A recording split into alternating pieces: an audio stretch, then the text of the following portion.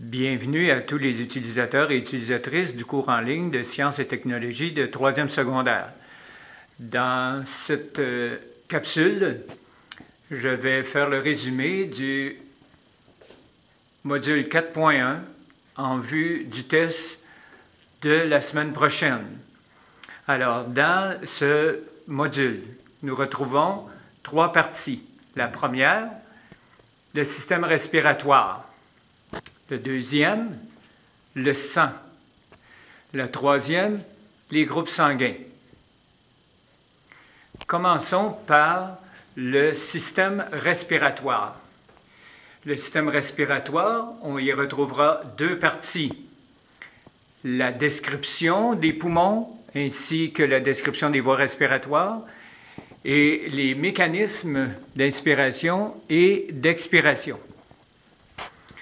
Commençons par les voies respiratoires. Les voies respiratoires, ce sont les conduits dans lesquels l'air passe.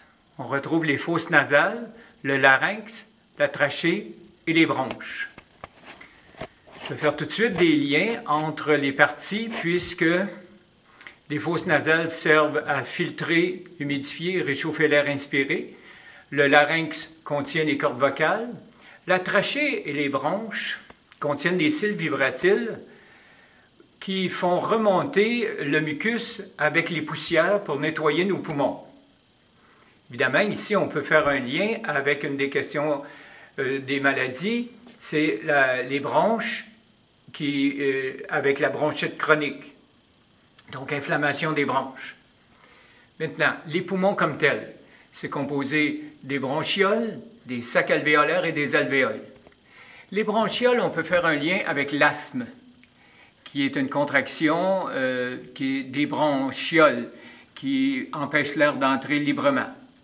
Les sacs alvéolaires, on va parler tout de suite des alvéoles avec leur nombre, 300 millions ou 3,0 fois 10 à la 8, avec une surface d'échange de 100 mètres carrés ou la surface d'un terrain de badminton.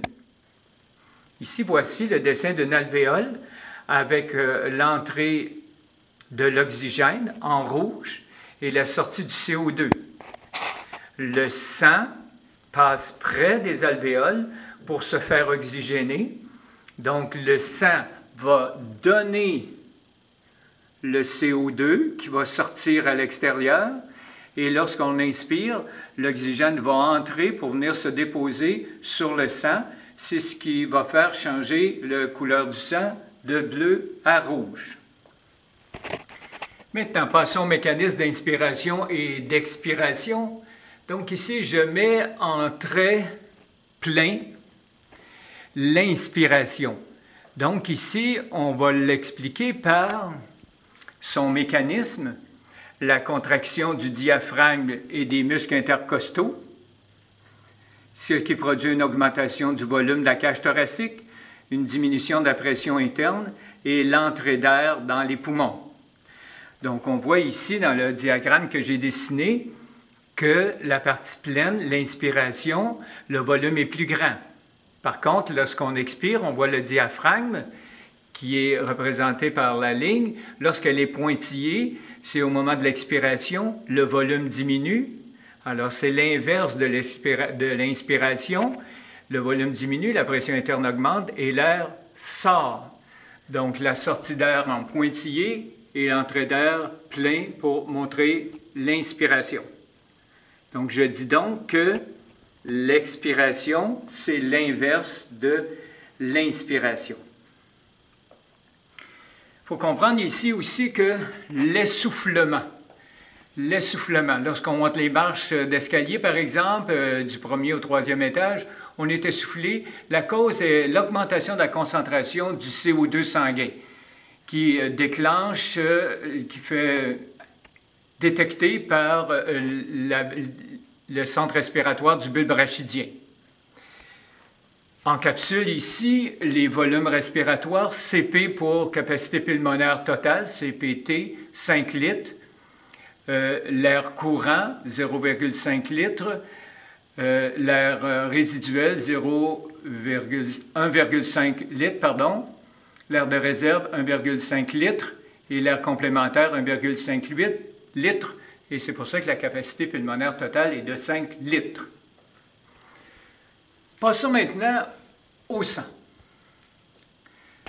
Les cellules, globules rouges, globules blancs, plaquettes sanguines, ainsi que le plasma. Les globules rouges représentent 45% du sang. On les appelle érythrocytes et hématies. Ce sont des petits disques plats.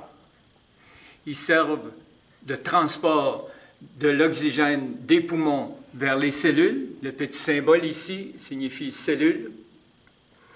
Transporter le CO2 des cellules vers les poumons. Les globules blancs.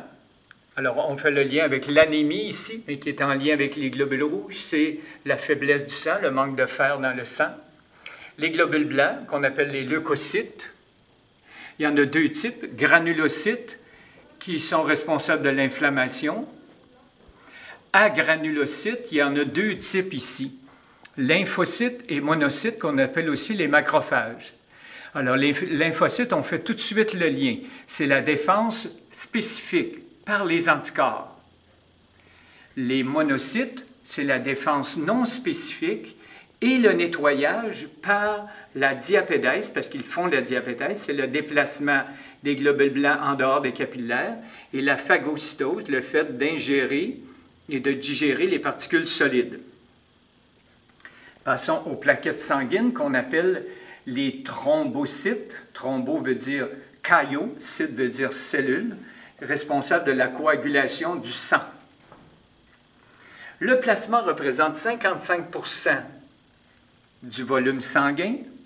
Il a deux rôles, sert à la fluidité du sang et le transport des matières dissoutes, qui sont nommées dans votre document. Passons maintenant aux groupes sanguins. Les groupes sanguins. Ce qu'il faut retenir ici, c'est les notions de base d'agglutinogène, d'agglutinine et l'agglutination. Que le groupe O donne à lui-même au groupe A, AAB et AB, le groupe A peut donner du sang à un autre groupe A, à lui-même et à AB, et le groupe B donne du sang à lui-même et à AB. AB donne du sang à lui-même. Il faut appliquer une deuxième règle aussi, la règle du RH. Donc, le RH moins se donne du sang à lui-même, c'est correct, et le RH plus donne du sang à lui-même, oui, mais le RH moins peut donner du sang au RH plus, mais les RH plus ne peuvent pas donner du sang au RH moins. Alors, bonne étude pour cette section, puis à la prochaine.